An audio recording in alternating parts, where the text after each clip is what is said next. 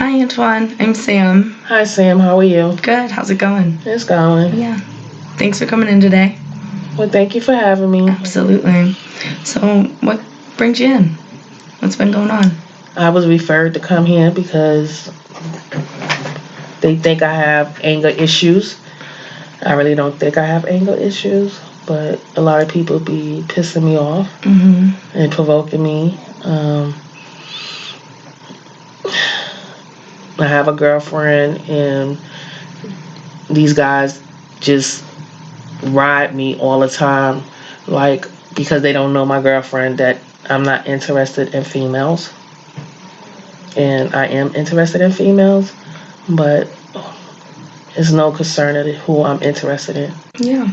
No, I agree with you 100%. So, where do these, provokings come from? Is it just out of nowhere? Do you feel like they are singling you out? Do you do something that causes them to do this? How does it all play out? Well, I grew up in foster care, and while I was in foster care, I was physically abused, sexually abused, and emotionally abused. And I don't really trust many people, and I don't think that a lot of people need to know what I've been through. And a lot of times they just irk me, but I get really angry, and it might be I'm just assuming that because I experienced physical abuse, that's one way of me taking care of something that I fear or bothers me. That's what I have learned, is to fight.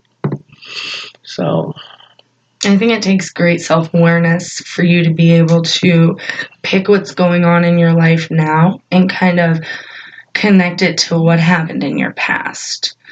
And what we call in the clinical world and the therapist world, we call that trauma.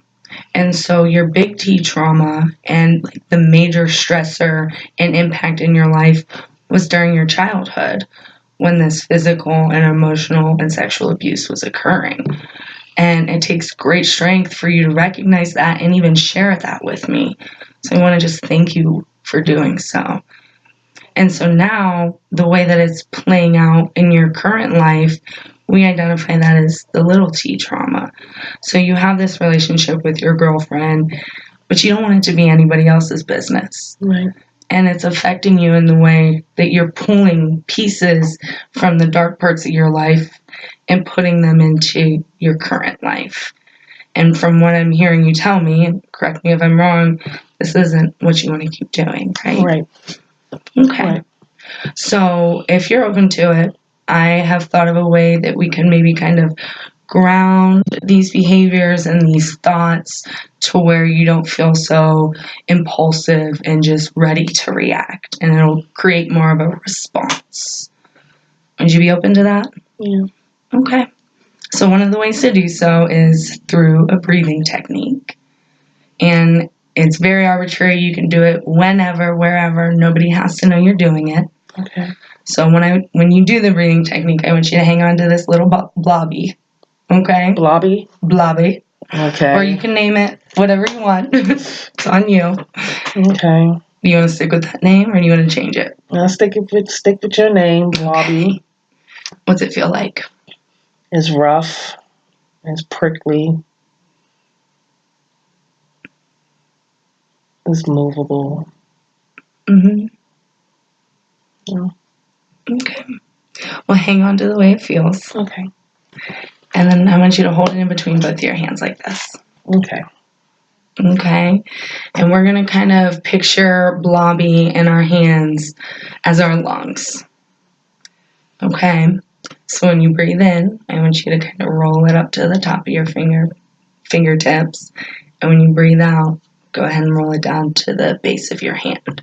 Okay. So let's take 3 deep breaths in, and we'll make those breaths 5 seconds each. Okay. Okay, you ready? Mm-hmm. So breathe in. Breathe out. Breathe in. Breathe out. All right, last one. Breathe in. Breathe out. All right, now I want you to tell me what you're noticing. I noticed that I was focused on doing it correctly with my breathing and rolling the ball at the same time. That I wasn't thinking about anything else besides rolling this ball correctly. So that's what. Mm-hmm. I think that that's great that you're self-aware and you're able to notice these things without any prior practice to doing so. And so do you think that the way you said how it allowed you to forget about kind of everything else that was going on around you, do you think that using this technique will help you in the moment?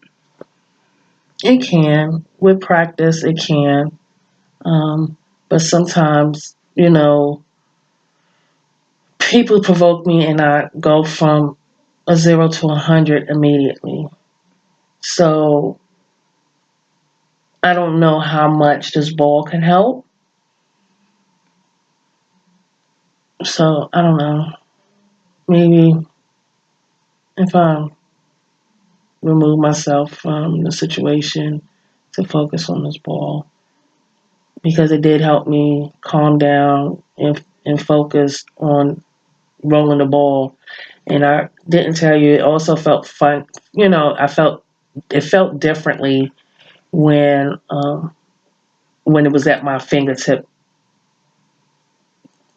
from my hands. Mm-hmm. So it just felt a little different. You could really feel the prickly. It wasn't as rough as it was for my hands.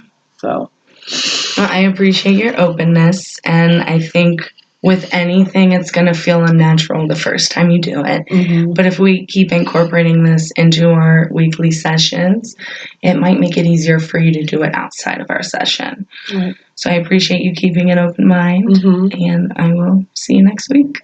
Okay, thank you, Miss Sam. No problem. Have a good week. You too.